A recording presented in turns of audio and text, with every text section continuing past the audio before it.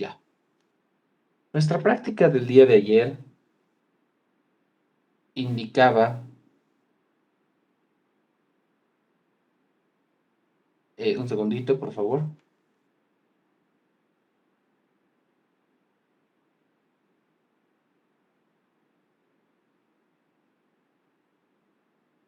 Ahora sí. Nuestra práctica del día de ayer indicaba que teníamos tres bases de datos, ¿no? Para los cuales, en primer lugar, se pedía que ustedes, ¿no? Determinen cuáles eran las gráficas de control más adecuadas en cada caso. En algunos podía ser más de uno, ¿no?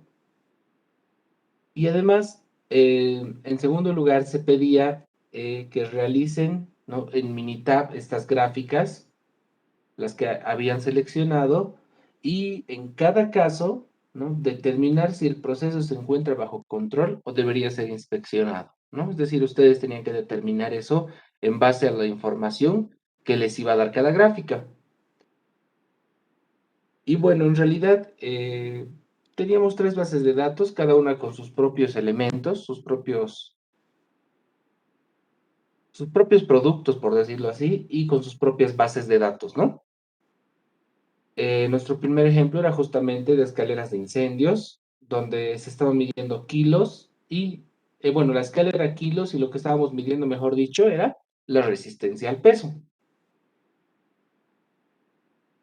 Para lo cual teníamos muestras que se habían obtenido de un total de 20 lotes, ¿no? Entonces teníamos 20 lotes y de cada lote habíamos muestreado, ¿no? Habríamos revisado 3 unidades.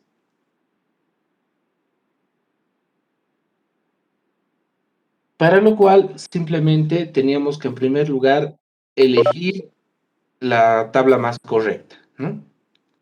En primer lugar, la primera pregunta que nos tendríamos que hacer es, ¿estoy trabajando con las tablas de atributos o con las tablas de variables? En este caso, tenemos, por ejemplo, que recordar que las tablas de atributos lo que miden es defectos, ¿no?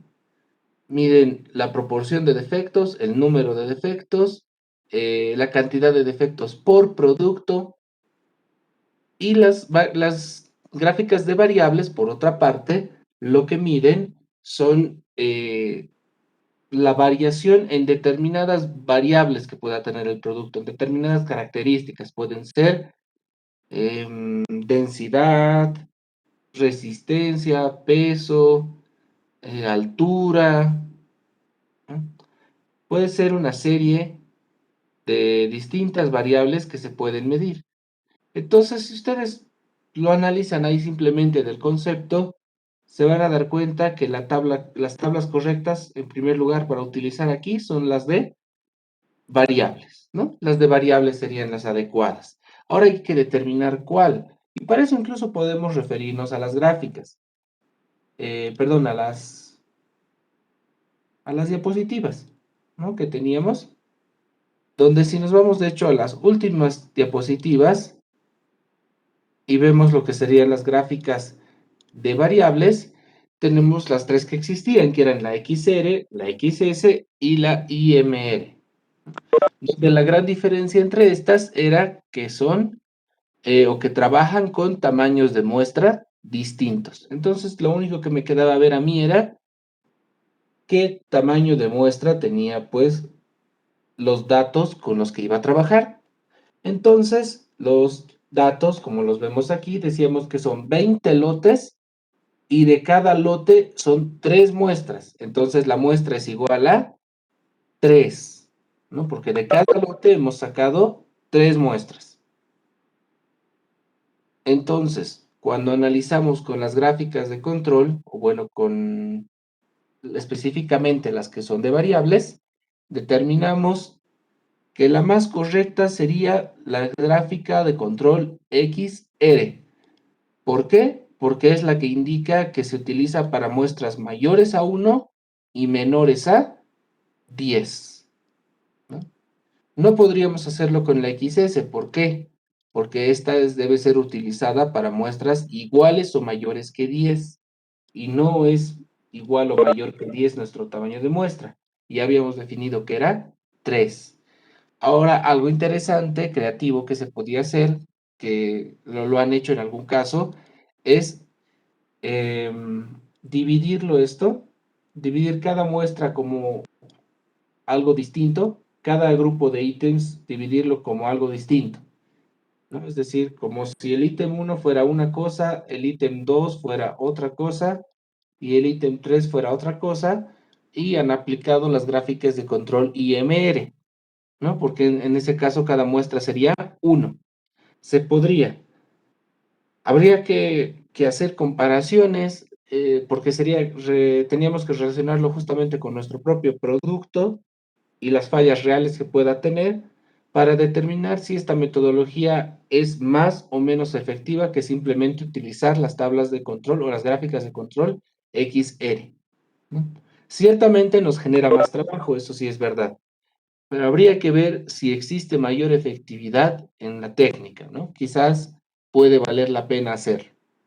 Pero en todo caso, lo más correcto hubiese sido simplemente graficar usando las gráficas de control XR. Para lo cual lo vamos a hacer brevemente.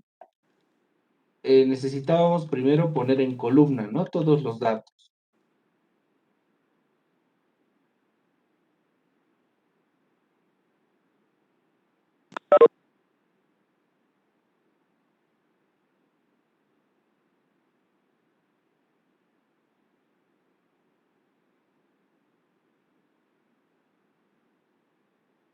Y es lo único que estoy haciendo en este momento, ¿no? Primero aquí en el mismo Excel voy a copiar los datos, porque si lo copio directo a Minitab hay una alta probabilidad de que cometa algún error en la copia, siendo que si lo hago aquí en el propio Excel es más sencillo en todo caso y hay menos posibilidad a que cometa errores.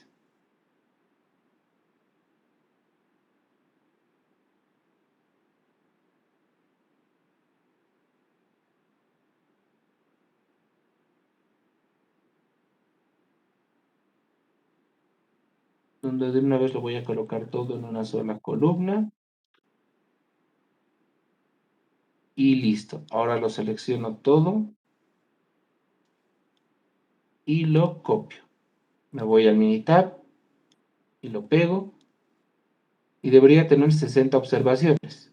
Exactamente, 60 observaciones, ¿no? Porque son 20 lotes y de cada lote tengo 3 ítems, ¿no? Una muestra del tamaño de 3. Entonces, si hago la simple multiplicación, 20 por 3 tengo 60. Y eso me dice que tengo el número correcto de observaciones. Para lo cual simplemente me voy ahora a estadísticas, gráficas de control, perdón, me bloquea esto, ahora sí, gráfica de control, me voy a la gráfica XR, ¿no? Y le digo, aquí están los datos, el tamaño de muestra es igual a 3. Le doy clic en aceptar y listo. Ya tendríamos generada nuestra gráfica, que esta es la gráfica que ustedes deberían haber podido obtener, ¿no? Si hubieran elegido, el caso fuera que habrían elegido las barras, la gráfica de barras XR, ¿no? ¿Por qué se llama, de hecho, gráfica XR? Para que les salga la duda, es porque X barra quiere decir promedio, ¿no? X barra es esto, es el promedio aritmético. Guión R, porque R es el rango, que es lo que está calculando en la tabla de abajo, ¿no? Pero bueno, entonces esa sería la tabla que les hubiera salido. Y ahora viene el tema del análisis que habíamos realizado. Y en realidad aquí no he tenido discrepancias, todos los que han podido llegar a esta tabla han estado de acuerdo con lo mismo, ¿no? Que se ve claramente que el proceso se está descontrolando, que hay una tendencia hacia la baja y que además ya en 4 puntos nuestra producción se ha salido de los estándares, ¿no? Ya vemos que hay problemas en sí en 4 lotes, ¿no? Porque cada punto, no se olviden que no es un producto, es un lote. Entonces, podemos ver que 4 lotes ya están teniendo problemas. E incluso tendría que hacer énfasis en la revisión de esos lotes, ¿no? Pero más allá, esto no se debe a algo fortuito, fíjense, porque es constante. Teníamos una producción que estaba nomás uniforme, ¿no? Tenía sus variaciones, pero se notaba que eran mínimas y de repente ha ido hacia abajo la resistencia, ha empezado a fallar. En alguna parte de nuestro proceso productivo estamos haciendo algo mal que está causando que la resistencia de nuestras escaleras vaya reduciéndose y cada vez más va reduciéndose. Entonces necesitamos averiguar el por qué, por lo tanto hay que hacer una inspección del proceso y encontrar cuál es la razón de esto. Y es la respuesta prácticamente unánime que me han dado todos respecto a este ejercicio. Para los que sí han puesto esa parte de la respuesta, algunos creo que se han concentrado mucho en el tema de las gráficas, lo cual también está muy bien, porque me interesa que sepan hacerlas, y tal vez eso les hizo olvidar el tema de que había que hacer la toma de decisión. Bueno, en ese caso, ahora veamos lo que sería nuestra segunda, nuestro segundo producto, que sería nuestra segunda base de datos, ¿no? Y tenemos en este caso lo que era aviones. Y lo que estábamos contando en el caso era el número de defectos que tenía cada avión. Para eso el tamaño de la muestra es y siempre es 1, cuando hablamos de número de defectos, ¿no? Lo que estaría haciendo es que del lote 1 estoy retirando yo un avión y ese le estoy haciendo una revisión exhaustiva para ver cuántos defectos tiene en las piezas principales que me interesa controlar. Estoy sacando otro avión del lote 2 para ver cuáles son los defectos. Y no se olviden que este avión va a ser representativo de su propio lote. Entonces eso también es importante. Y bueno, aquí igual teníamos que elegir cuál era la gráfica que era la más adecuada para este caso. Entonces, no se olviden que de hecho, si regresamos a las diapositivas, lo primero que tengo que ver es si esto es una gráfica de atributos o de variables. Decíamos que las gráficas de atributos son aquellas que miden defectos. Y en este caso estoy midiendo defectos, efectivamente estoy midiendo número de defectos. Entonces, lo más correcto va a ser utilizar una tabla de atributos. Por lo tanto, esta tabla que es de variables, la ignoro y me voy a la tabla de atributos. Y ahora comienzo a ver cuál es el más correcto, ¿no? Tenemos aquella que monitorea la proporción de defectos en un determinado grupo de submuestras. Yo no quiero aquí todavía la proporción porque no hay, bueno, perdón, no se adapta aquí la tabla P o la gráfica P porque me pide submuestras, ¿no? Es decir, me pide que tenga, cuando me habla de submuestras, generalmente me pide que tenga muestras de más de una unidad, ¿no? Este me calcula en realidad lo mismo y este en realidad lo mismo, ¿no? Para lo cual eh, puedo utilizar simplemente lo que sería la gráfica C. ¿Por qué? De hecho, esta es la más adecuada porque me indica, monitorea la cantidad de defectos por producto. Y justamente aquí lo que estoy viendo es de cada producto cuántos defectos tiene, ¿no? Entonces, la gráfica más adecuada, en primer lugar, sería la gráfica de control C. Ahora, también algunos de ustedes me han trabajado con la gráfica de control U. ¿Cuál es la característica de la gráfica de control U? Que trabaja con submuestras que tengan un tamaño uniforme. Y este producto cumple con ese criterio. En realidad, sí cumple, porque todas las muestras son del mismo tamaño. Entonces cumple también con esa opción.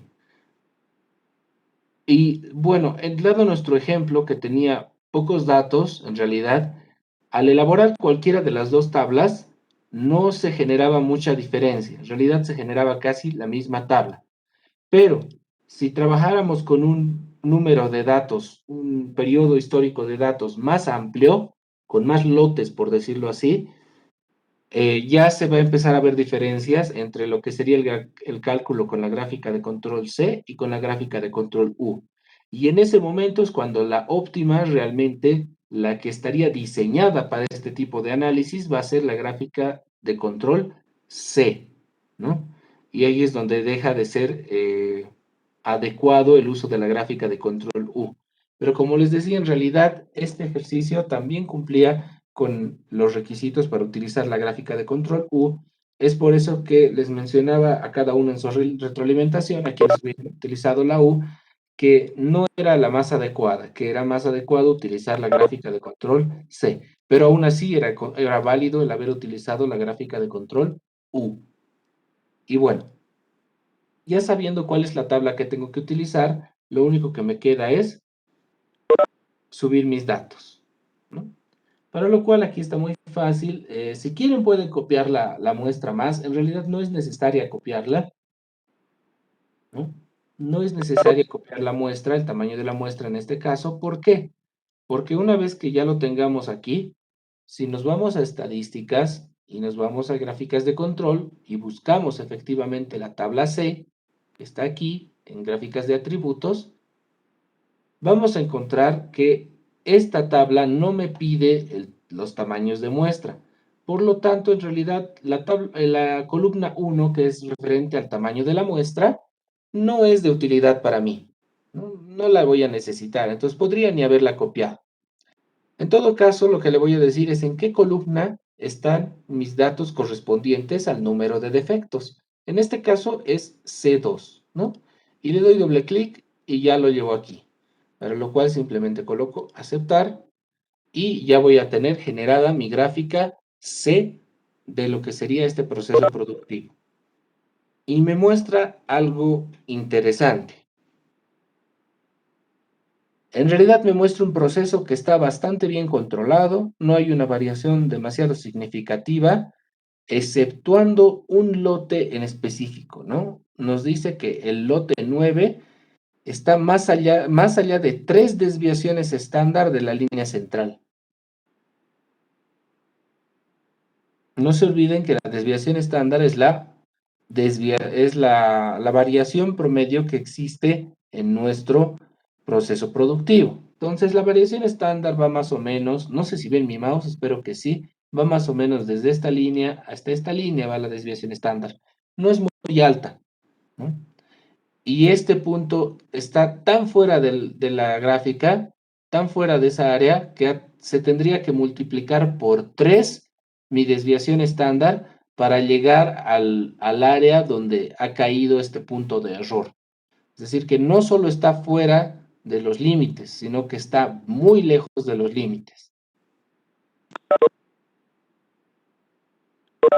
Entonces, en este caso, respecto a lo que sería la toma de decisiones, algunos de ustedes me habían indicado, de hecho no, prácticamente había unanimidad en este criterio, los que pudieron llegar a esta gráfica me indicaban, bueno, los que hicieron parte de la toma de decisiones me indicaban que había que revisar el proceso.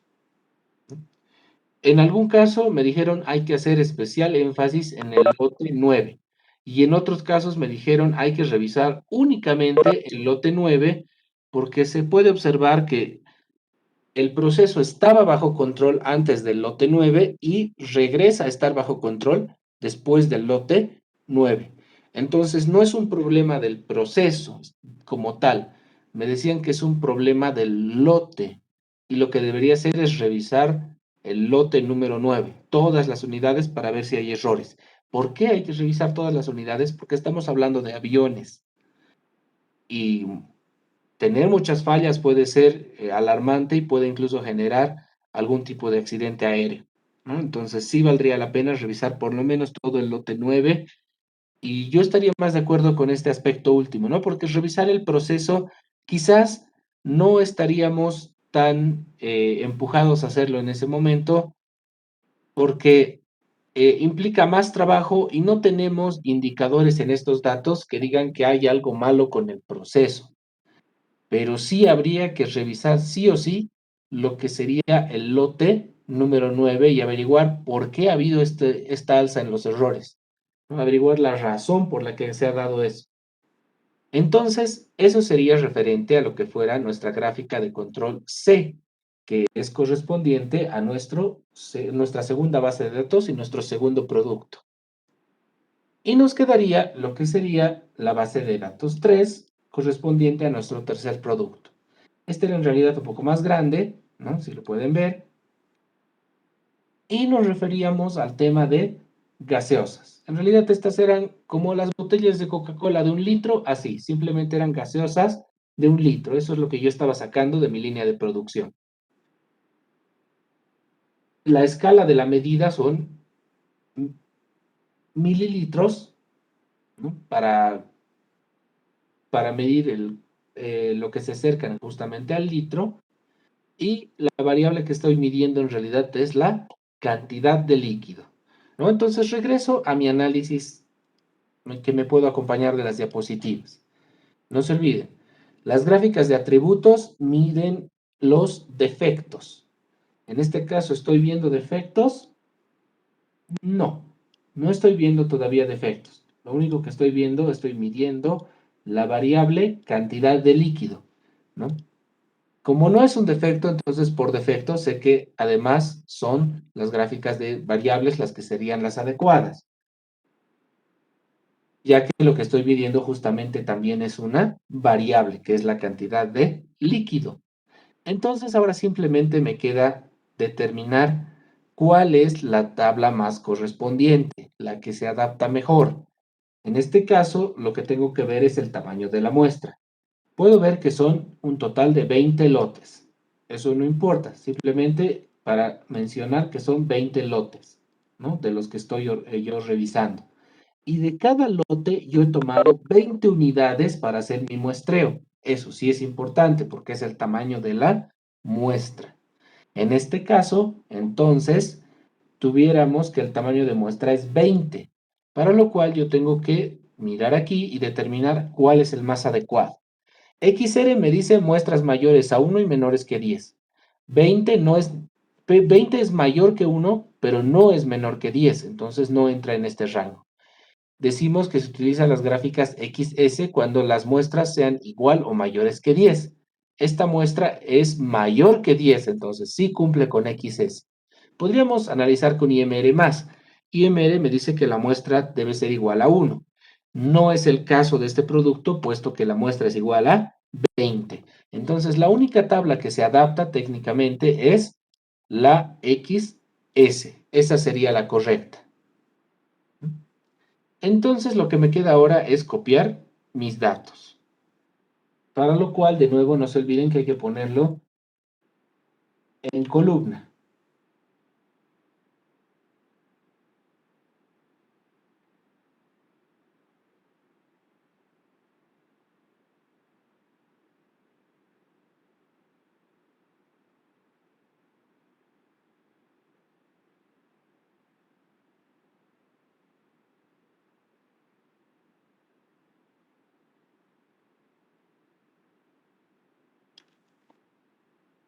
Yo simplemente voy a copiar los datos muy rápidamente para poder ingresarlos al Minitab.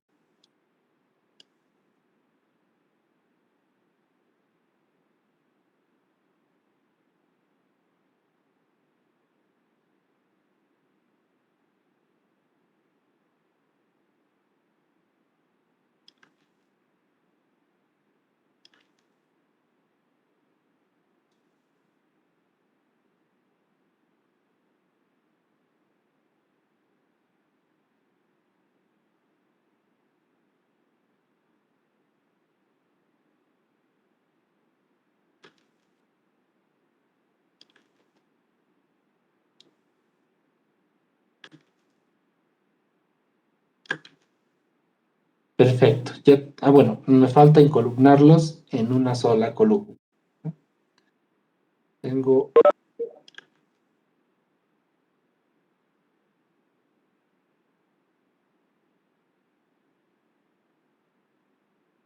ahora sí, tengo este.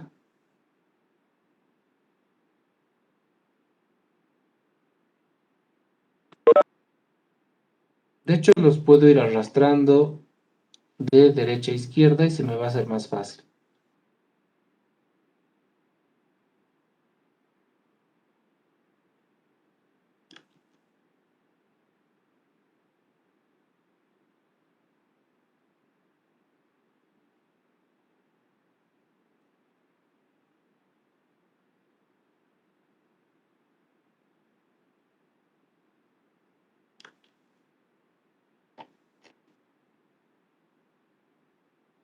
Ya, me falta pegar aquí por último y ya está, ya tendría todo en una sola columna. Para lo cual simplemente voy a seleccionar ahora sí todo, lo voy a copiar y lo voy a llevar al Minitab. Para asegurarme que he hecho todo bien, tengo que determinar cuántas muestras debería haber en total. Tengo 20 muestras por 20 lotes, ¿no? Para lo cual puedo hacer una simple multiplicación. 20 muestras por 20 lotes son 400. Entonces debería tener 400 observaciones. Reviso aquí en el Minitab y efectivamente llego a las 400 observaciones, ¿no? Eso me dice entonces que he copiado todos los datos. Y como ya habíamos definido, habría que trabajar con las gráficas X, S, ¿no? Nos vamos a gráficas de variables para subgrupos y buscamos la X barra S, donde simplemente selecciono la columna donde están mis datos y me pregunta de qué tamaño es cada muestra. Le digo, correspondiente con el ejercicio, cada muestra es de 20, ¿no? De cada lote he sacado 20 muestras. Pongo aceptar y me ha generado la tabla XS. Y bueno, para el tema de la toma de decisión, aquí la mayoría me decía el proceso está bajo control, no necesita ningún tipo de inspección. Y alguno que otro grupo me dijo, habría que hacer algún control, puesto específicamente me decían en los puntos 6, 18, 6 y 18, vemos que hay algo de variación excesiva. Entonces, quizás si bien el proceso está bajo control, hace falta hacer algún tipo de revisión para mejorar la uniformidad del producto, porque está cerca a salirse de los puntos de control. Ahora, está muy bien, es un buen criterio, lo que están tratando de hacer es mantener una producción más uniforme, ¿no? Y lo que decíamos, en el caso de los que dijeron también que no valía la pena porque estaba bajo control el proceso, también hay validez, ¿no? Habría que incluso pensar en el tema de qué producto estamos hablando. Son gaseosas. Entonces, como ven, 10 milímetros abajo, 5 milímetros, perdón, 10 mililitros abajo y un máximo de 5 mililitros hacia arriba, no está generando mucha dificultad, ¿no? No hay un deterioro en la calidad a ojos del cliente, quizás, ¿no? Porque no se nota mucho la diferencia. Entonces, sí habría que determinar si vale la pena o no. Quizás en este caso podríamos decir que no. Pero si queremos ser más exquisitos, podríamos decir que sí. Pero bueno, en realidad ahora vamos a ver reglas más específicas que deberíamos tomar. ¿Por qué? Para que no estemos adivinando. En realidad hay reglas específicas que podríamos utilizar para decidir si hay que inspeccionar el proceso o si está bajo control. Pero antes de entrar a esas reglas, les preguntaría si hasta aquí estaría todo claro, hubiera alguna duda, alguna complementación, alguna corrección u observación, alguna parte que quieran que repita, tal vez, no sé, les pido que me dijeran si hubiera algún tipo de estas dudas.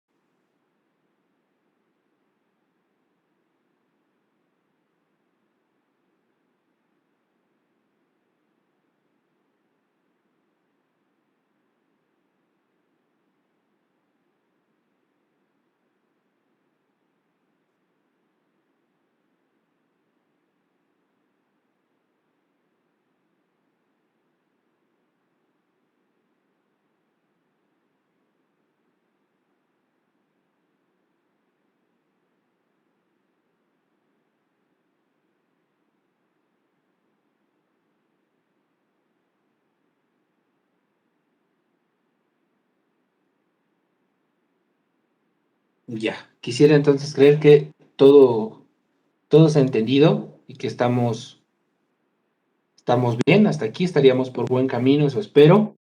Y veamos entonces ahora lo que correspondería justamente ya al día de hoy, ¿no? Que continuamos justamente con esta parte. Nos habíamos quedado aquí en lo que serían las diferencias principales entre las gráficas de atributos. Y ahora veamos acerca de las reglas que se utilizan para decidir, para determinar si un proceso se encuentra descontrolado. Por una parte, bueno, todos se basan en realidad en lo que serían los puntos, ¿no? Y lo que nos dice es que si hubiera 10 de 11 puntos, perdón, ahora sí, si hubiera 10 de 11 puntos consecutivos, es una de las reglas, que ocurren a un mismo lado del límite central, entonces se consideraría que el proceso está fuera de control. ¿Qué quiere decir? Aquí tenemos la gráfica, ¿no? Como pueden ver, hay puntos que están por encima de la línea del límite central, que sería la X barra, ¿no? Que sería la media aritmética en este caso. Hay puntos distribuidos casi uniformemente por arriba y por debajo de esta línea, ¿no? Si de 10 o 11 puntos consecutivos viéramos que hay que 10 de ellos ocurren de un mismo lado, es decir, que 10 de ellos están o por debajo o por encima, eso implicaría que hay algún problema en nuestro control. Por otra parte, si tuviéramos, siguiendo el mismo criterio, si 12 de 14 puntos consecutivos estuvieran en el mismo lado del límite central, también podríamos decir que, que la producción está descontrolada. En este caso podríamos ver,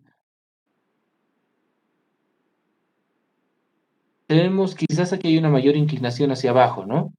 Tenemos 1, 2, 3, 4, 5, 6, 1, 2, 3, 4, 5, 6, 7, 8, 9, 10 puntos. 10 puntos, 11 puntos que están por debajo del total de 20 puntos que hay. Entonces hay 11 puntos abajo y 9 puntos arriba en esta gráfica. Entonces no cumple ni con el criterio 1 ni con el criterio 2. Hasta ahí podemos decir que el proceso está controlado.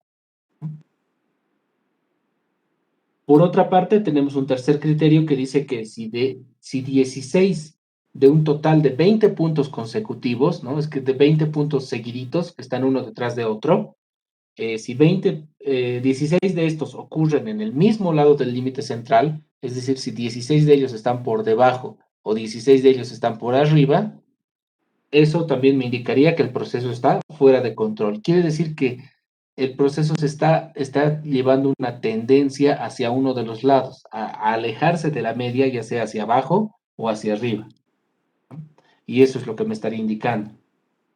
Por otra parte, tomaríamos en cuenta otra regla que nos indica que si 2 de 3 puntos consecutivos se acercan a los límites de control, ya también tendríamos que estar sospechando algo.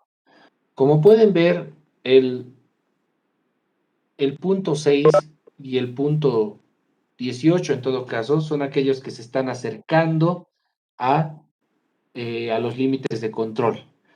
Pero vemos que no tienen un comportamiento que quizás esté generando un patrón.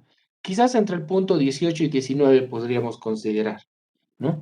Pero tendríamos que medir en base a sigmas, ¿no? Un buen criterio aquí para determinar si está demasiado cerca a los puntos de control es determinar si está por lo menos 3 sigmas alejado de la media.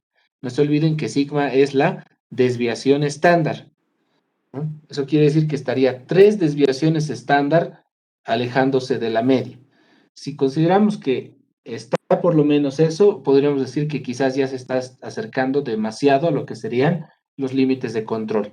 Pero en realidad, como la mayoría de las veces los límites de control no se establecen mediante fórmula, sino en base a un criterio, esta regla puede verse un poquito afectada. Tendríamos que hacer más un análisis gráfico para ver si se está acercando demasiado. Y bueno, eso nos lleva a nuestro último criterio para decidir si un proceso está bajo control o no, y es que cuando la curva se presenta de manera repetida en intervalos iguales, podría haber algún síntoma de error. Es decir, si vemos un comportamiento casi cíclico, si ustedes lo pueden entender así, ¿no? Como en temas de economía. La economía tiene época de bonanza y tiene época de escasez. Entonces, es una época en la que hay un gran crecimiento y una época en la que hay decrecimiento o recesión. Entonces, hay algunos datos que tienen un comportamiento cíclico. ¿Qué querría decir? Que como patrón, cada dos o tres lotes, cada dos o tres puntos de medición, estaría subiendo o bajando, ¿no? Estaría siendo como una especie de onda simétrica. Entonces, si hubiera este tipo de patrón que se está repitiendo, yo podría entonces determinar que hay algo que está descontrolando el proceso. Por alguna razón está ocurriendo ese patrón. No es aleatorio que se genere este tipo de comportamiento cíclico en un proceso productivo. No debería existir. Las variaciones deberían ser completamente aleatorias. Entonces, eso me llevaría a determinar que el proceso está fuera de control. Eso sería en cuanto a lo que veríamos las gráficas. Ahora veamos lo que sería nuestro último tema, que en realidad es el 6 sigma, ¿no? El Six Sigma, que va muy de la mano de lo que hemos visto, ¿no? Antes hay que definir qué es Six Sigma, porque hay autores que lo quieren ver a su propia forma y tampoco vamos a decir que es incorrecto, pero quizás falta ahí una unificación de términos. Y quizás el problema viene porque los principales autores que vemos en el tema de administración de operaciones indican que el Seis Sigma es una filosofía o una metodología, ¿no? Entonces hay que ver primero ese punto de vista. Por ejemplo, Chase, Aquilano y Jacobs nos indican que es una metodología de control de calidad que ha popularizado Motorola, la ha creado y popularizado Motorola en 1986.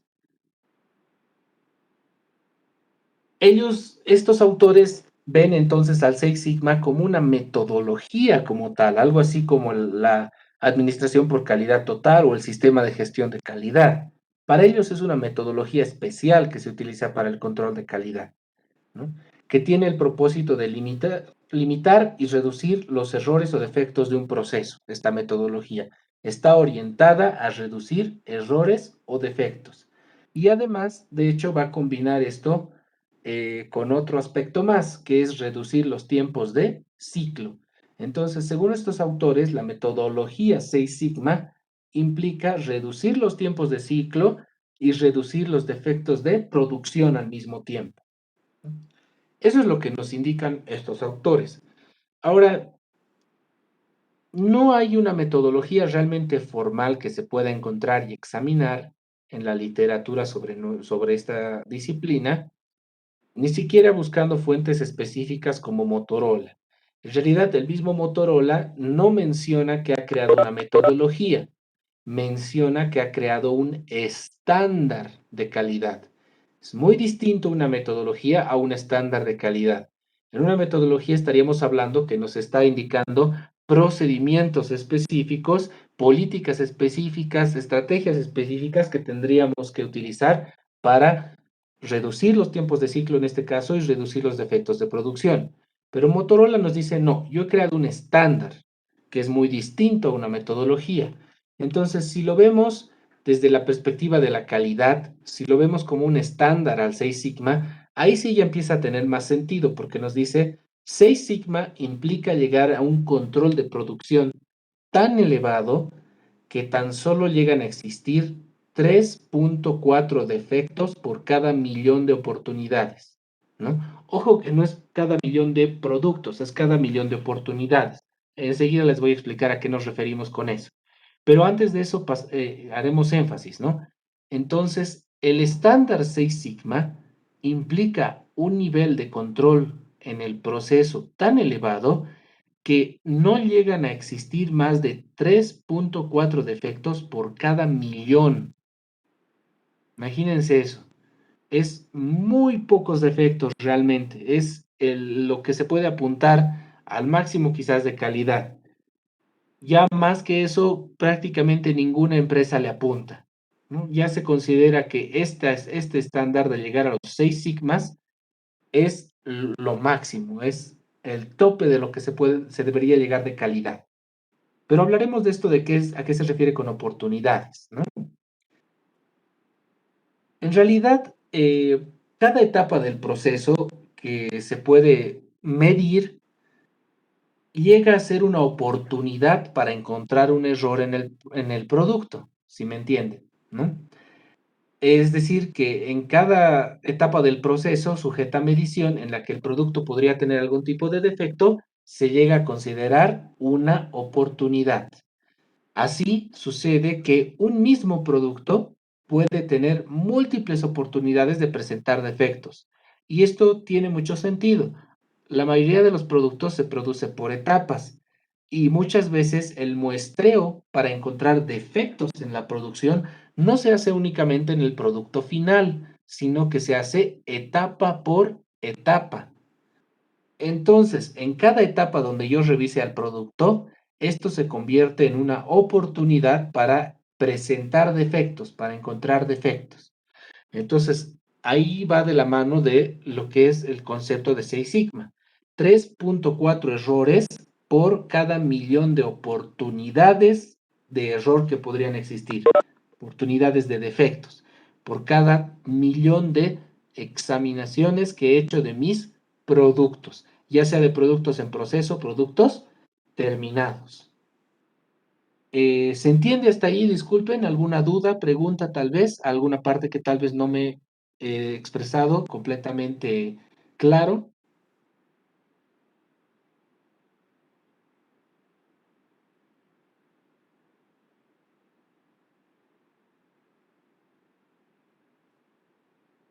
Ya, entendería entonces que hasta ahí seguimos todos en la misma página. Se habría entendido a qué nos estamos refiriendo con 6 sigma.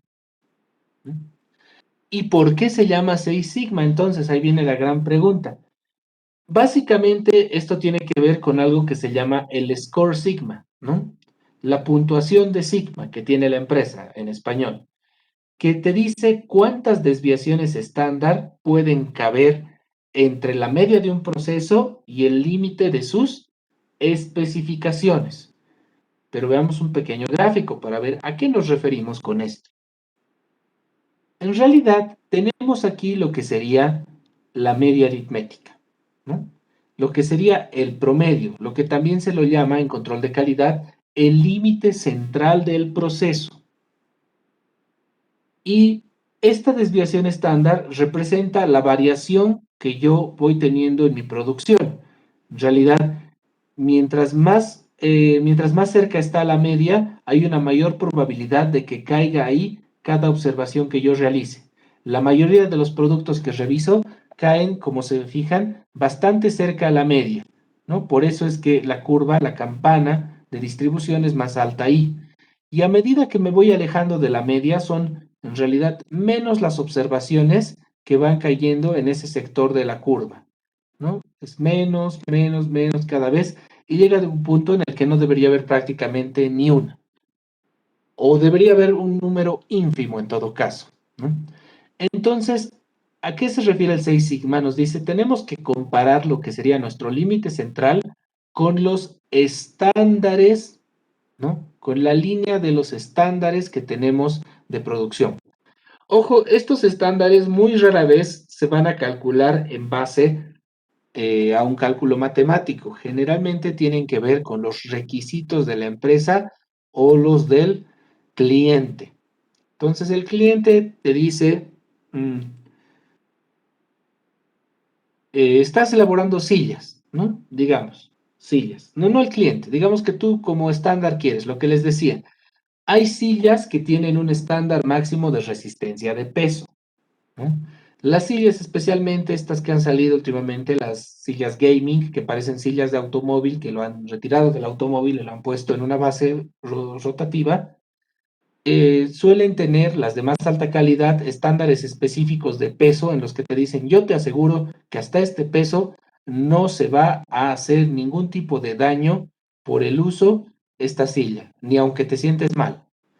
Entonces, yo establezco este estándar. Si digamos una silla de X-Racer, no me acuerdo cuáles son sus nombres, creo que es Iron Man. Un Iron Man tendría que tener, si no me equivoco, 120 kilos de resistencia. Entonces, yo espero que mi estándar de resistencia al peso de esa silla sea al menos 120 kilos. ¿Se dan cuenta? Yo establezco ese estándar que aquí está representado con SL de 120 kilos, ¿no? En realidad, no, si podríamos verlo, aquí no está determinando cuál es el lado superior y cuál es el lado inferior.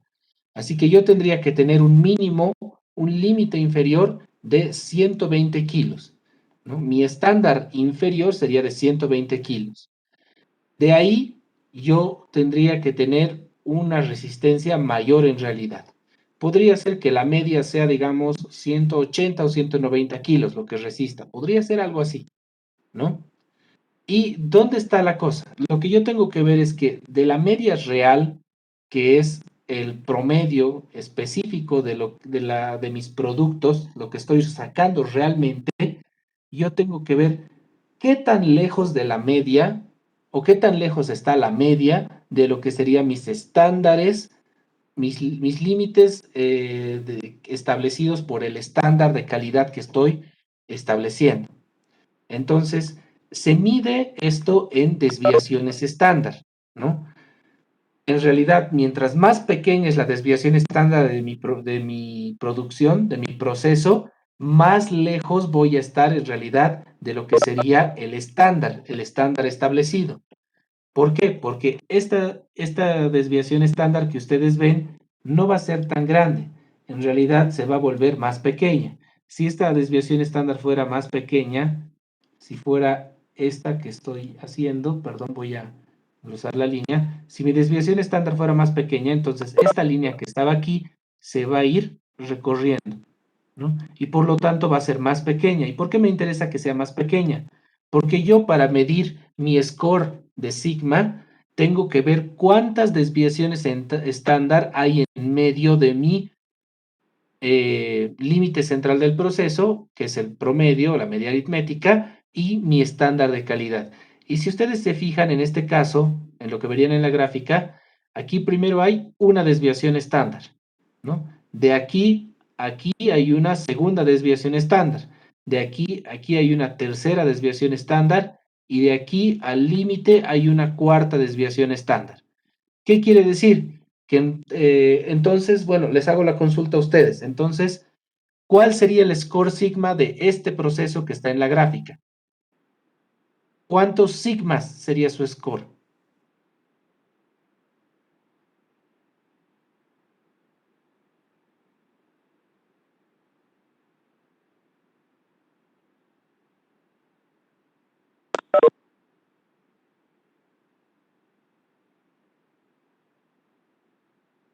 ¿Cuántas? No se olviden que sigma es la desviación estándar.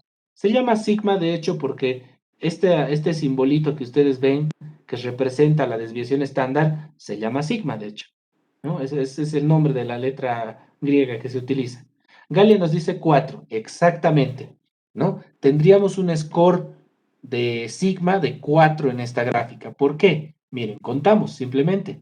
Aquí está la media aritmética o el límite central del proceso, como se lo suele llamar, y de ahí a este punto hay un sigma. ¿Por qué? Porque el tamaño de sigma nos dice en este proceso es este que está aquí delimitado. Quiere decir que desde aquí hasta aquí hay una desviación estándar, ¿no?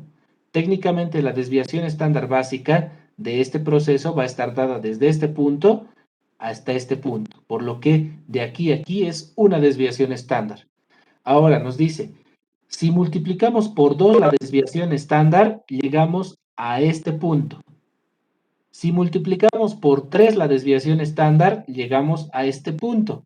Y si multiplicamos por 4 la desviación estándar, recién llegamos a tocar nuestro estándar, nuestra línea estándar. ¿no? Nuestro límite que tendríamos. Por lo tanto, nos estaría diciendo que este proceso tiene 4 sigmas antes de llegar a tocar nuestro estándar. Por lo tanto, su score de sigmas de este proceso sería 4, ¿no? Entonces, ¿a qué se refiere con 6 sigma? 6 sigma se refiere a que este score va a llegar a ser 6. ¿Y cómo se hace? No es haciendo más grande el límite. No es que yo voy a recorrer este límite para que se aleje de la media. No, lo que yo hago para tratar de llegar a ese 6 sigma es reducir la variación, porque cuando reduzco la variación, este estándar que ustedes ven de aquí a aquí, ya no va a ser de aquí a aquí, sino que si esta desviación estándar que representa la variación de mi producción se hace más pequeñita, ya no va a ser de ese extremo a ese extremo, podría ser hasta aquí, para lo cual empiezo a multiplicar nuevamente y la idea es que la variación sea tan pequeña que yo tenga 6 sigmas, 6 desviaciones estándar antes de llegar a tocar nuestro estándar, ¿no? A eso nos estamos refiriendo. No sé si lo he dejado completamente claro, por favor, me gustaría que me digan si algo no se ha entendido o si no me he expresado correctamente, por favor. Me interesa que sepan mucho esto de la calidad 6 sigma. No por mí, no por mi gusto, sino porque generalmente este es un aspecto que suelen mencionar en las defensas de lo que serían sus exámenes de grado. Es una pregunta bien común y yo por eso quiero que lo tengan claro, porque si hacen su examen de grado y desde ahora lo entienden el 6 sigma, pues mucho mejor.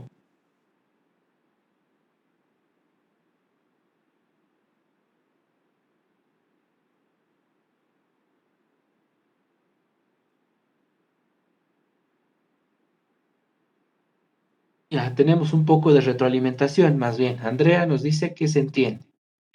Bueno, eh, quisiera creer que es así en todos los casos. Dayana también nos dice que se entiende, Fernanda igual. Bueno, ya eso me deja un poco más tranquilo. No se olviden, esto es importante. Miren, la verdad, con la cantidad de trabajo se me ha pasado decirles, pero lo más importante que para mí era de la materia, y si se dan cuenta, es en lo que más he hecho énfasis.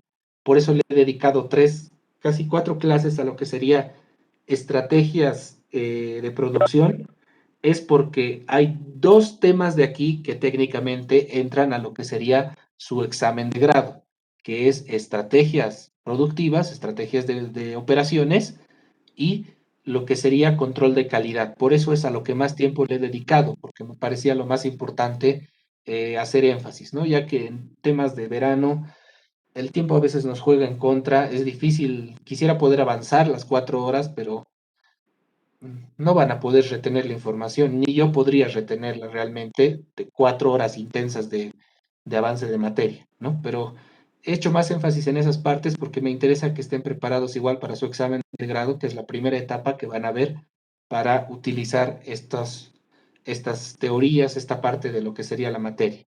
Pero bueno, no me quiero ir por la tangente.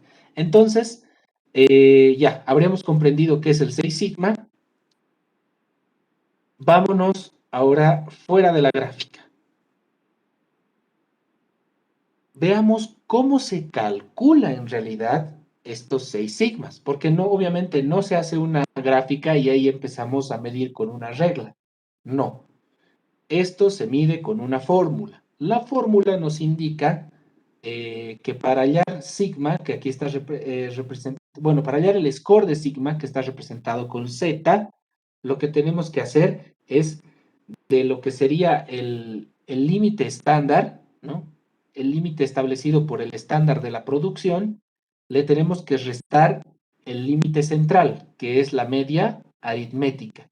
Y esto en realidad lo que nos está diciendo es que tenemos que hallar el valor absoluto de estos dos, ¿no?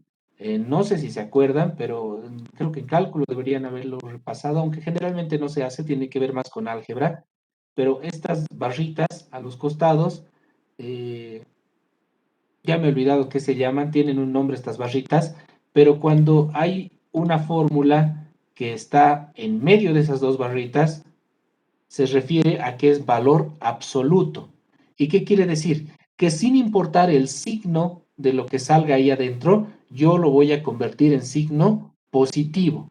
Es decir, que si la resta del estándar menos la media saliera un número negativo, yo, por el hecho de que está en valor absoluto, lo voy a convertir sí o sí a valor positivo. Sin importar lo que salga, siempre va a ser signo positivo. A eso se refiere valor absoluto, por si acaso, ¿no? Y bueno, eso dividido entre sigma, entre la desviación estándar. Esa fórmula nos va a ayudar a calcular lo que va a ser nuestro score específico de sigmas. Pero antes de ir al cálculo, les hago la pregunta. Entonces, si yo soy una empresa productiva, ¿qué quiero? ¿Quiero tener un sigma más alto o un sigma más bajo? ¿Qué es lo que me conviene? ¿Qué es mejor? ¿Un sigma más alto o uno más bajo?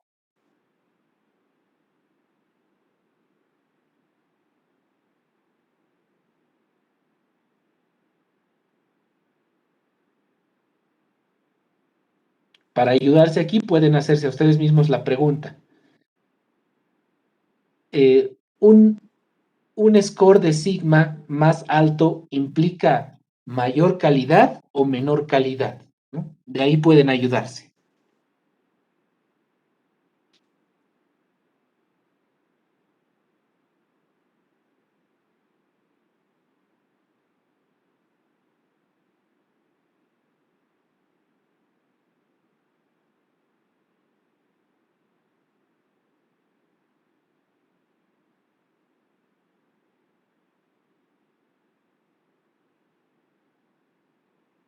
Gabriela nos dice más alto, ¿no? En realidad vamos de la mano de eso, ¿no? Mayor sea el número de sigmas que tengamos, muchas gracias Gabriela, mayor va a ser la calidad del proceso. Ahora, si pensamos en número de defectos, ¿cuál es su relación con sigma? Si el sigma es más alto, esto implica que vamos a tener más defectos o menos defectos.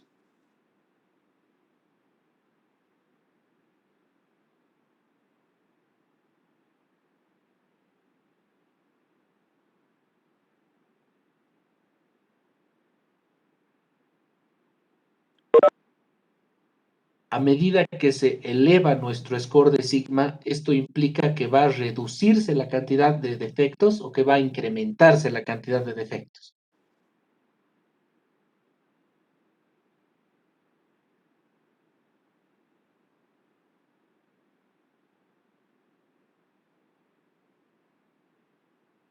Diego nos dice que aumentan los defectos a medida que aumentan los sigmas.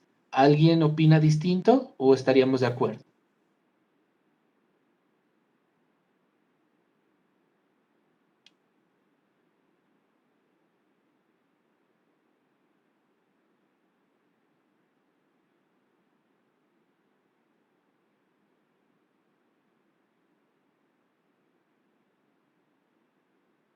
Ya.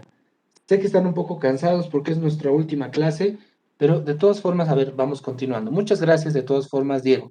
Galia nos dice que habría menos defectos, ¿no? Nos da otra opinión. A ver, analizaremos. Lo que les decía, un mayor score de sigma indica que está más alejada la línea central de lo que sería nuestro límite del estándar. Si lo vemos tal vez en nuestras gráficas de calidad, ¿qué implicaría? No sé si me deja acercar para que se vea mejor. Ahora sí. ¿Qué implicaría? La línea central es esta verde, ¿no? Lo que nos indicaría es que la variación que tienen estos puntos se hace más pequeña y eso lo mantiene más lejos de la línea las líneas rojas, que serían nuestros límites de control superior y nuestros límites de control inferior, que en este caso nosotros lo estamos viendo como límites del estándar, ¿no?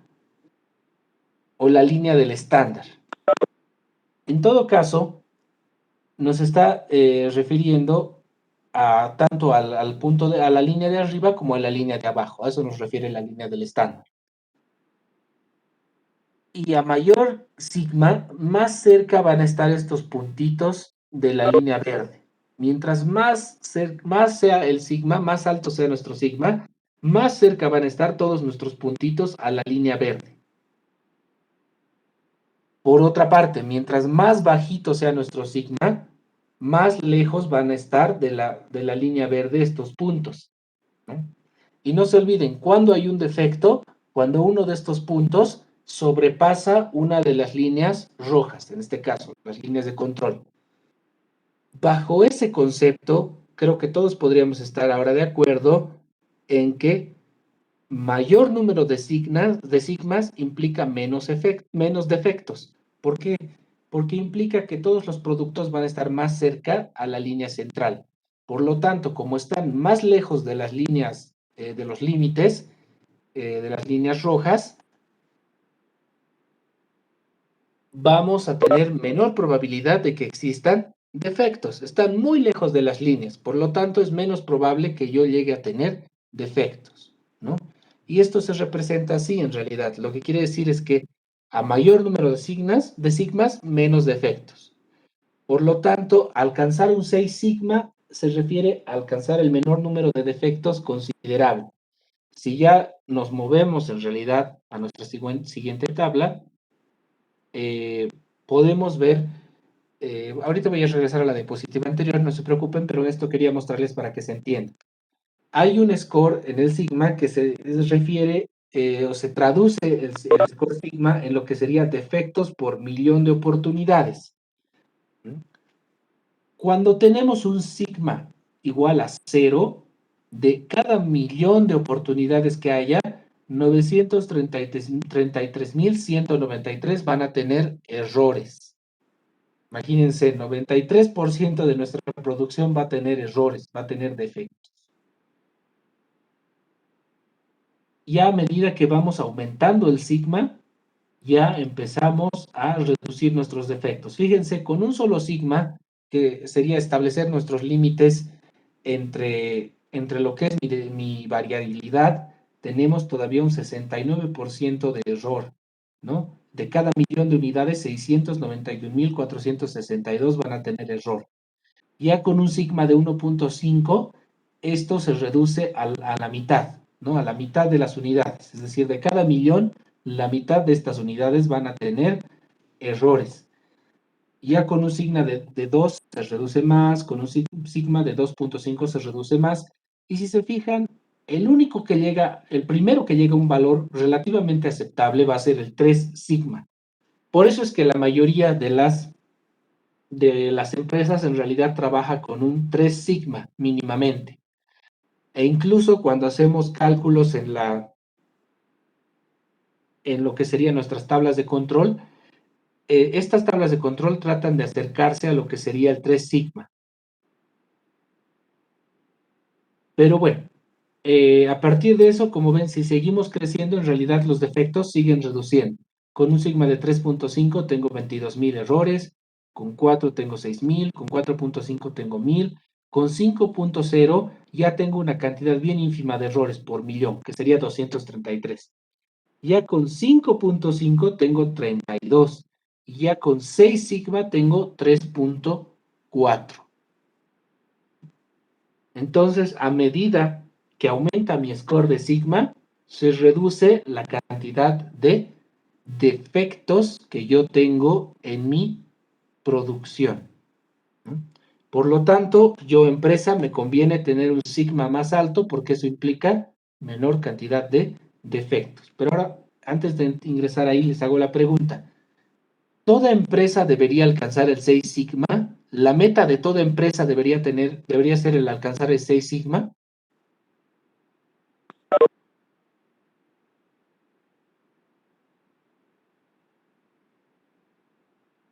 Les doy una pista.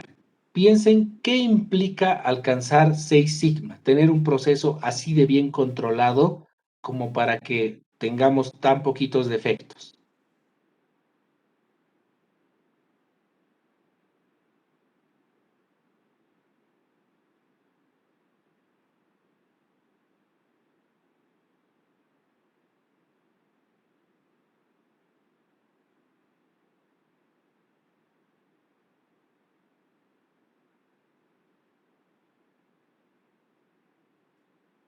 Nelly nos indica cero defectos. Nos estaríamos refiriendo a que el objetivo de toda empresa debería ser llegar a los cero defectos. Creo, eso es lo que interpreto.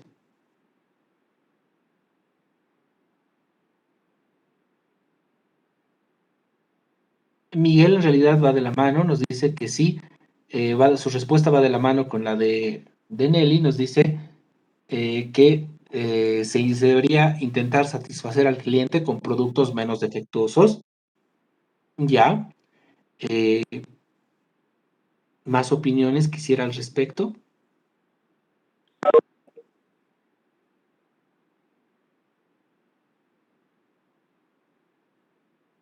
Hasta ahora los argumentos dados son bastante válidos. Especialmente me gustaría saber si hay alguien que opina lo contrario. Dice, Dígame, Lisette. yo creo que al llegar bueno, como si uno de sus objetivos sería el Seis Sigma, sería una empresa muy rutinaria, una empresa que hace lo mismo una y otra vez, pero no progresa. Por lo tanto, si una empresa está progresando constantemente o adecuándose a las tecnologías actuales, siempre va a tener errores. Ya. A ver, muchas gracias, Lisette. Me gusta mucho lo que ha dicho Lisette, porque en realidad nos dice eh, que si la empresa está alcanzando un 6 sigma, es porque ya tiene un proceso de producción bien establecido y que no hay mucha variación en su producto.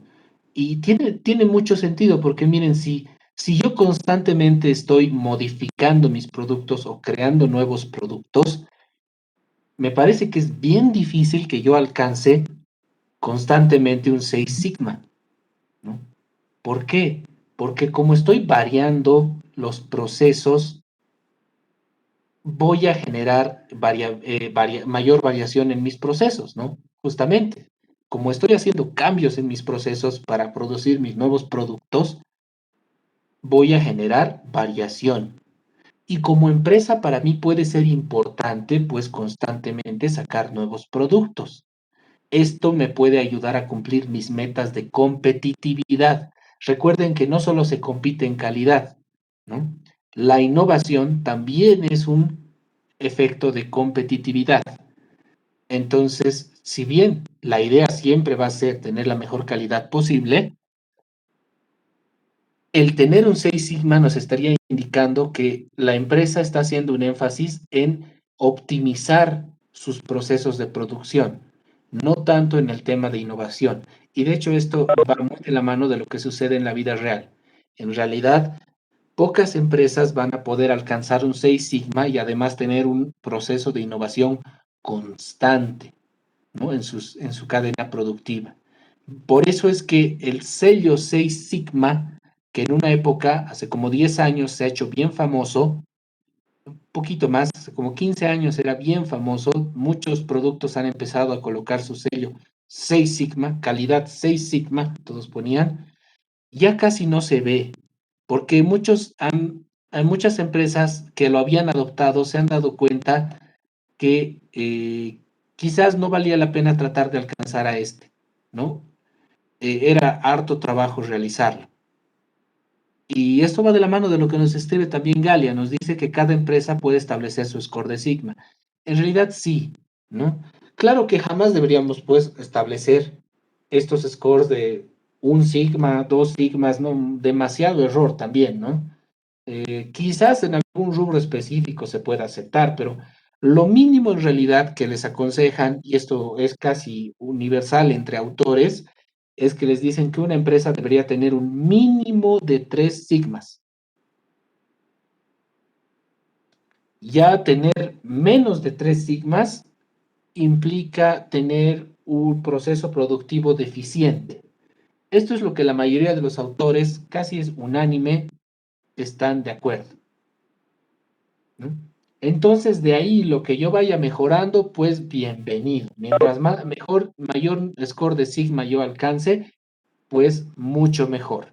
Pero no se olviden, hallar o conseguir alcanzar un mejor de sigma más alto implica un control más estricto en la producción, implica una optimización más larga en la producción. Generalmente, si yo creo un producto nuevo, muy difícilmente este va a alcanzar un 6 sigma, ¿no?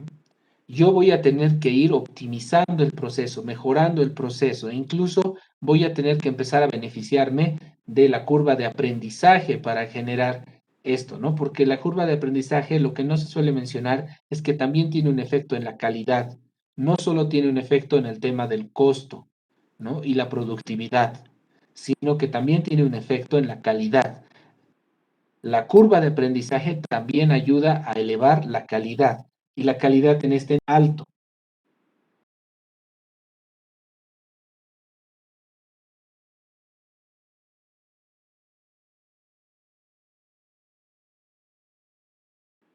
Pero todo esto va a implicar costos. Si yo quiero alcanzar un 6 sigma muy rápido, va a implicar una mayor inversión de recursos por parte de la empresa. Entonces, ¿cuál sería la conclusión que yo les daría? Y no hay problema, ustedes pueden en realidad tener su propia conclusión. Yo les diría que no toda empresa debería alcanzar un 6 sigma, porque alcanzar 6 sigma es caro, ¿no? Y además hay productos cuyos defectos no son tan marcados y no van a generar mucho malestar en el cliente. Hay que tomar eso en cuenta. No todos los defectos son razón de este producto sirve o este producto no sirve. Muchos otros productos pueden presentar hasta cierto punto errores y no va a haber tanto problema. Eh, Defectos que pueden verse como en el caso de la ropa, quizás un hilito que está colgando, alguna medida que es ligeramente distinta, un vestido que es ligeramente más corto, ligeramente más largo, no se va a sentir mucho la diferencia, la verdad, ¿no? Especialmente porque además tendrían, cada persona, cada señorita se va a medir el vestido y va a ver si le queda bien, ¿no? Entonces, como van a elegir entre tallas, realmente no van a estar conscientes del estándar de calidad que debería tener ese vestido en cuanto a su tamaño, digamos, ¿no? Puede que el vestido sea defectuoso porque es más pequeño de lo que debería ser, pero en realidad no va a estar consciente de esta diferencia del tamaño normalmente la persona que está comprándolo. Generalmente se lo va a medir y va a decir, me gusta, tal vez incluso le gusta que sea más cortito o que sea más largo, en cualquier caso. Entonces no va a ser mucha diferencia. Quizás hay productos, rubros específicos o tipos de defectos esencialmente que no tienen mucho impacto en la percepción de calidad del producto a los ojos del cliente, por un lado. Y por otro lado va a haber empresas para las que no va a valer la pena hacer un control hasta el nivel del 6 sigma. Quizás algunos van a decir, con un 5 sigma yo estoy feliz. 233 defectos por millón es muy poquito. Y yo con eso me siento contento, ¿no? Puede haber empresas que digan eso. Como les digo, idealmente como factor de calidad es alcanzar el mayor sigma posible, pero no siempre va a haber empresas que necesiten o estén orientadas a llegar a un 6 sigma y no deberían estar obligadas a hacerlo tampoco porque tal vez no afecta mucho su rubro y va a ser un desperdicio de dinero. Pero como es mi opinión que les estaría dando en base a la teoría que conozco, ¿no? Y a la experiencia también. Entonces, ustedes pueden tener igual su propia opinión, nunca tomen mis palabras como si ese fuera lo cierto y punto final, y de ningún docente en realidad, ¿no? Hay, en la disciplina, en la ciencia, muchas cosas están sujetas a la discusión y eso siempre hay que tomar en cuenta. Generalmente lo que se encuentra, pero a través de fórmulas matemáticas, cosas bien específicas, se pueden convertir en ley. Pero en nuestra carrera casi todo da lugar a discusión y puntos de vista, ¿no? Hasta ahí. ¿Alguna duda que tuvieran antes que nos vayamos a un pequeño ejemplo?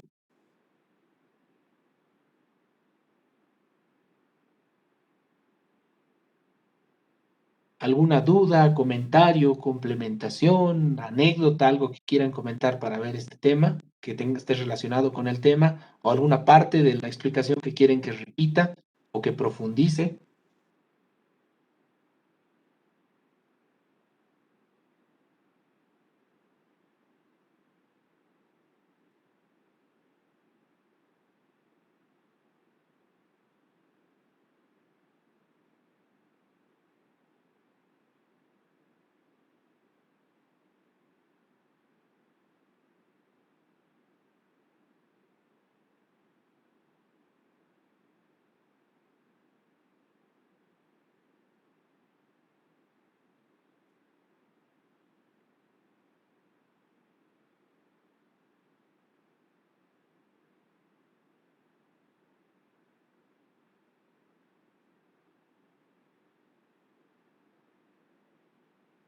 Ya.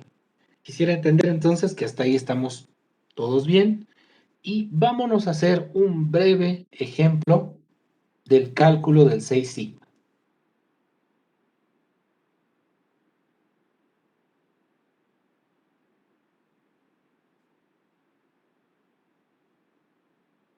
Tenemos aquí un producto que serían tornillos. Tornillos así de sencillos, pequeños. En realidad, con un radio de más o menos de medio milímetro, ¿no? O sea, son muy pequeños.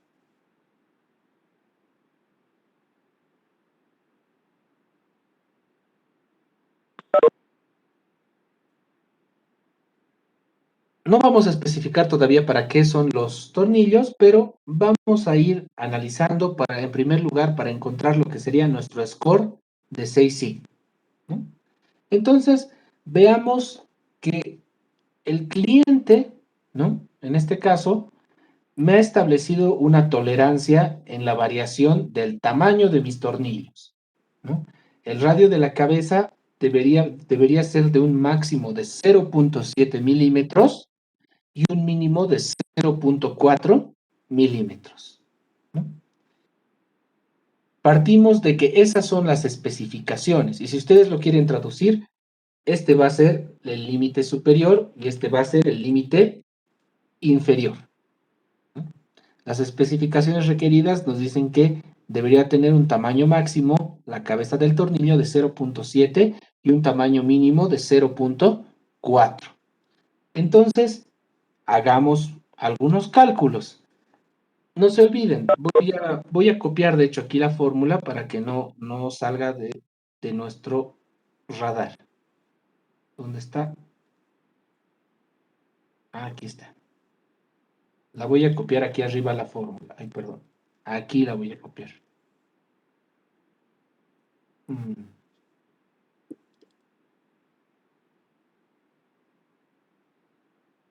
Interesante que no nos esté queriendo copiar adecuadamente.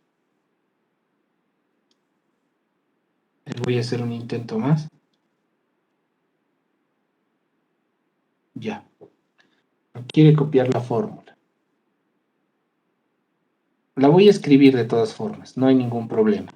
Donde nos dice la fórmula que Z es igual a la fracción de lo que va a ser el valor absoluto del estándar menos la media.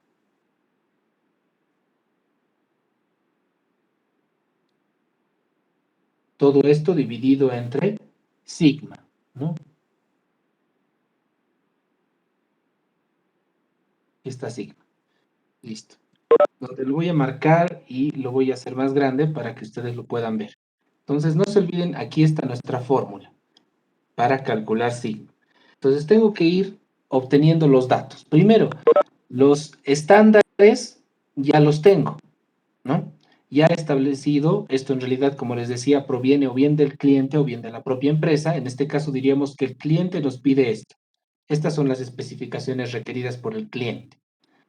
Ya tenemos ambas, entonces ya tenemos SL. Lo que necesitamos es X barrita, que es la media aritmética, también conocido como el límite central. Entonces, sabemos nosotros calcular la media aritmética, donde la media aritmética no es más que el promedio. Entonces, yo simplemente tomo de todos estos datos el promedio. Simplemente le doy clic a esta función de Excel y marcamos todos nuestros datos. No es necesario separarlos. Listo. Ya tengo mi media aritmética, referido en realidad lo que sería también conocido como el límite central.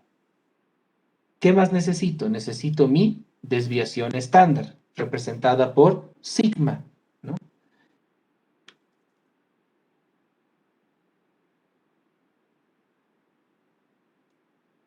Y lo voy a hallar igual con la función de Excel. Desviación estándar muestral, ¿no? Porque es una muestra. Desves.m en mi caso. Le doy doble clic y ahora me dice que le marque el área de mis datos. Y le marco el área de los datos.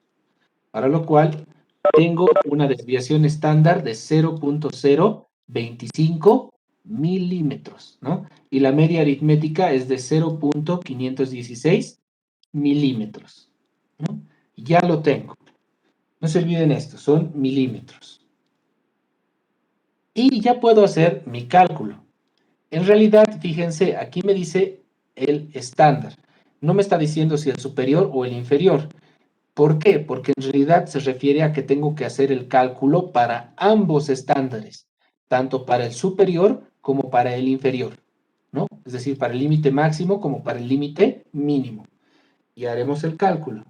En todo caso, voy a utilizar la función de valor absoluto.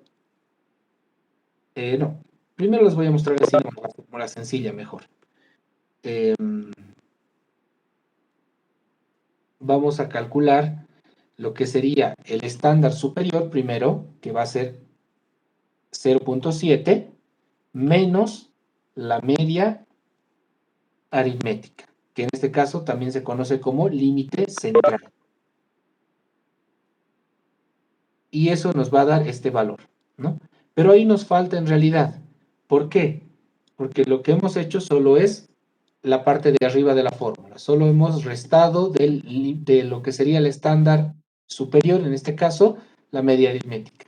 En realidad aquí nos falta, ¿no? Tendríamos de nuevo estándar superior menos la media, y ahora todo eso yo lo tengo que dividir, ¿no? Por lo tanto, los voy a poner entre paréntesis y para decirle a Excel que primero quiero que los reste y luego quiero que los divida entre ¿qué? Entre sigma. Sigma es la desviación estándar, que está aquí también, ¿no? Y le digo, calculame eso, y me dice que tengo un score de sigma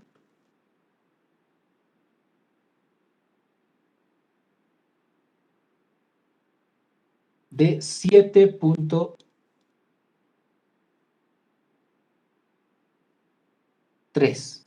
Tengo más que 6 sigma, mucho más que 6 sigma en este caso. Tengo 7 sigmas en mi límite superior. Hacia ese lado estaría terriblemente bien mi producción, ¿no? Habría hallado un buen nivel de sigma, incluso superior al estándar 6 sigma. Lo acercaré más para que no tengan problemas de ver y no se estén dañando sus vistas. Listo. Pero eso era para el límite superior. No se olviden que yo tengo que hacer el cálculo para ambos límites. Entonces veamos el score sigma inferior. Y hacemos el mismo cálculo, con la gran diferencia de que ahora tengo que restar utilizando el límite mínimo. Entonces, el límite inferior menos la media aritmética, lo voy a poner de nuevo entre paréntesis, y lo voy a dividir entre sigma, ¿no? Como me dice la fórmula, que es la desviación estándar. Ahora, si se fijan, me sale un número negativo. Lo que les decía, por esa razón están estas barritas, quiere decir valor absoluto. Y eso quiere decir que sin importar lo que salga, el tipo de signo que salga tiene que volverse positivo. Es decir, sí o sí el valor va a ser positivo. Entonces, en realidad, ustedes podrían hacerlo manualmente, simplemente multiplicándolo por -1, ¿no? Lo que hacen en realidad cuando hacen manualmente, si multiplican este valor por -1, lo único que va a hacer, como es 1, cualquier número multiplicado por 1 se va a quedar en 1 nomás, pero tiene signo negativo, lo que van a hacer es multiplicarse los signos. Menos por menos, más. Entonces se va a convertir en positivo. Pero si también lo quieren hacer de la forma más correcta, Excel tiene la fórmula de valor absoluto. Tiene la función, que es apps, ¿no? Si ustedes le dan clic a apps, les va a decir, en realidad lo que está haciendo es calcular directamente el valor absoluto del valor que ustedes pongan ahí. Entonces le digo, quiero que calcules el valor absoluto ¿de qué? De la resta de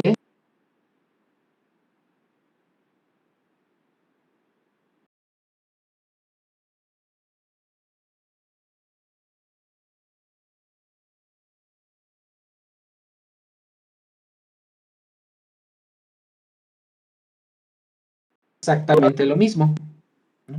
Solo que ya me está haciendo con el cálculo de valor absoluto. Entonces, como ven, en cualquiera de los casos no hay problema.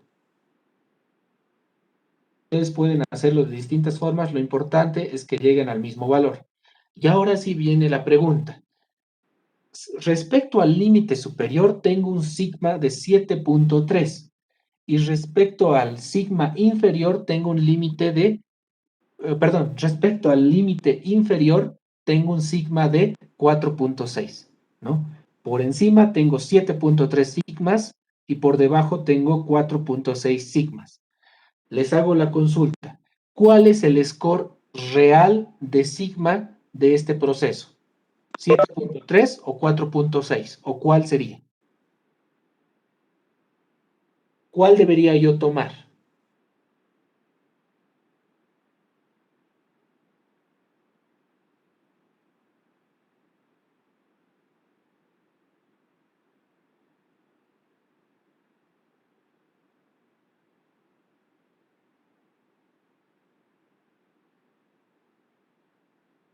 Marco Antonio nos dice el promedio.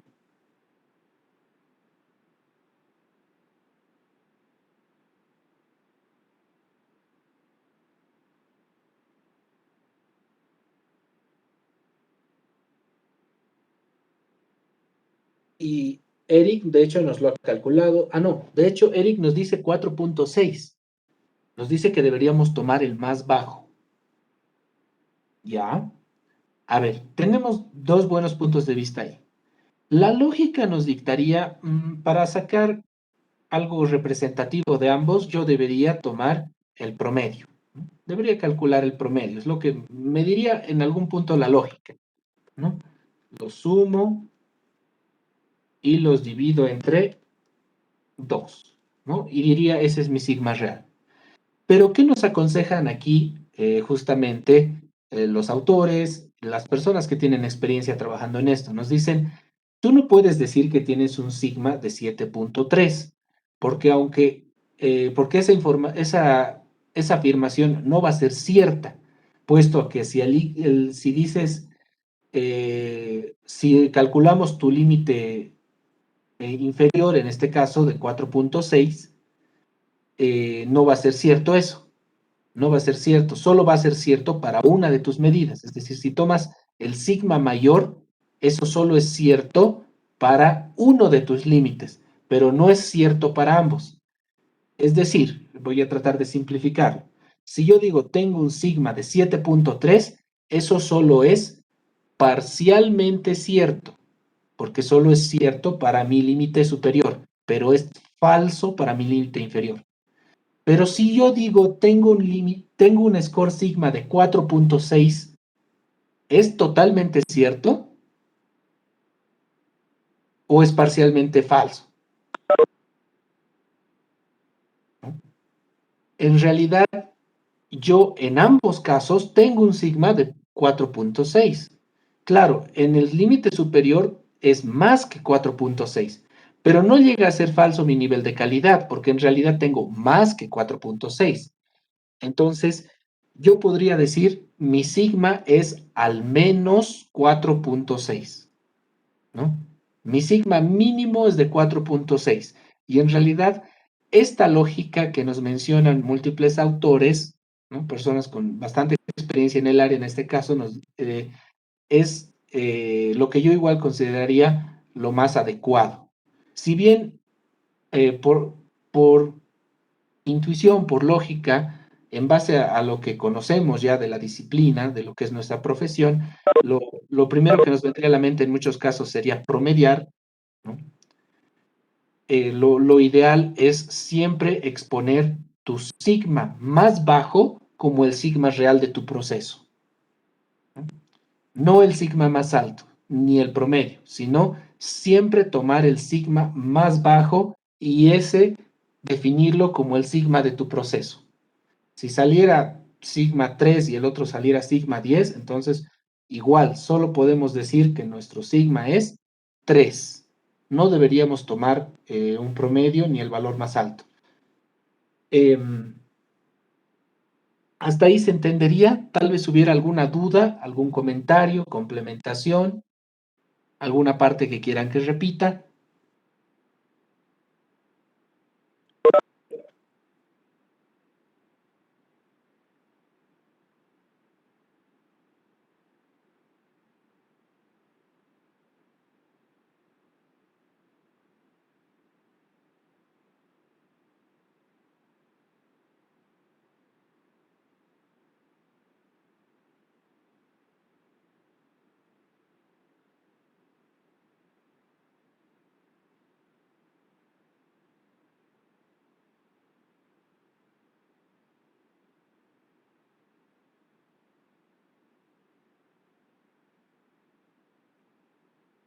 Ya.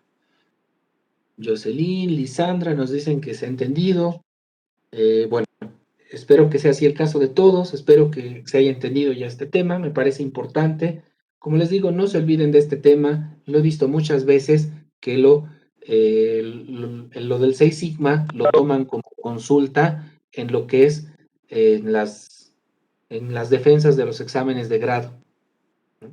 Es una pregunta común, aunque en su trabajo ustedes ni mencionen el 6 Sigma, he visto que varios docentes hacen la pregunta, ¿y cuántos sigmas tiene tu producción en el tema de gestión de calidad? Especialmente cuando hacen alguna medición de calidad, ¿no? Que de hecho en algún caso les van a pedir. Generalmente para esto se hace una de dos cosas. O se